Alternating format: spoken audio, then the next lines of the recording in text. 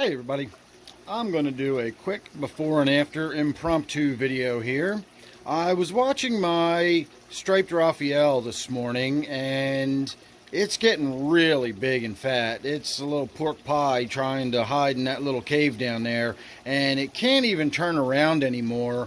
I'm almost wondering if it can even get out of the cave. I suppose it can, but I'm not 100% positive it can even get out anymore. So what I'm going to do is lift up. You can see how it's got sort of two rocks lying, creating two thin caves. I'm going to lift up that lower rock and place another big sort of structural rock underneath of the far right side of it, just to create a more open cave. And then we're going to move that rock that's got the java growing on it and probably just sort of spread the whole thing out. But we're going to basically just jack it up and stick another big rock under there. And this is the rock I was able to find. I'm not overly crazy about it. It's a really bright colored rock. It does not feel the same or look the same as the other rocks that I got in my tank.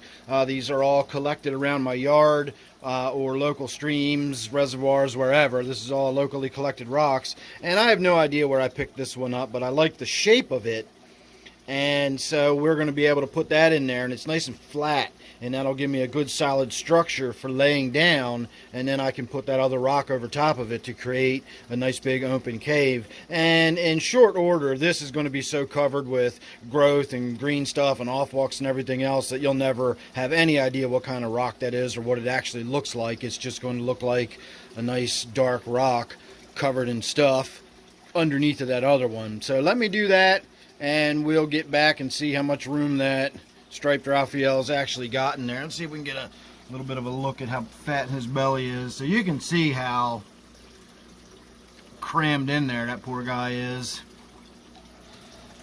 So there you go. There's your before,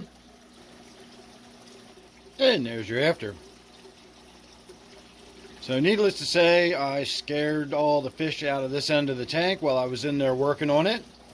But you can see we've got a nice big wide open cave now. I did have to prop another rock in the back there.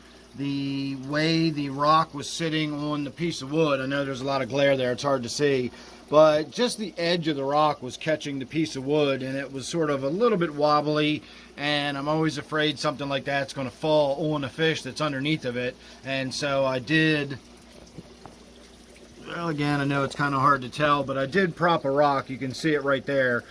This rock now sits under this corner, so if it wobbles at all, it just touches that rock. And in fact, it's kind of sitting on that rock. I don't think it can really wobble at all.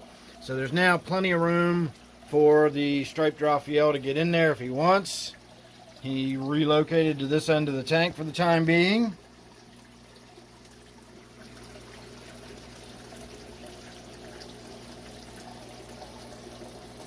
And there's a good look at him face to face.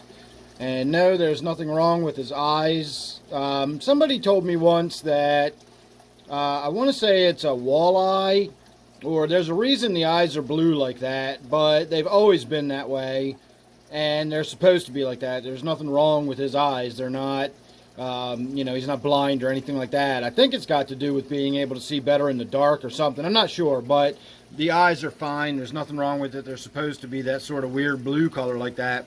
So that's one of the things you get with these striped Raphaels. I would imagine the spotted Raphaels are the same way. But he's a fat bugger. He's my little pork pie. But now he's got plenty of room. So next time you see him, hopefully he'll be back in his cave. So that's all for tonight. I'm going to say thanks for watching. Hope you enjoyed that. Make sure you're subscribed, because you never know what you're going to get with me. Thanks again. I'll see you real soon.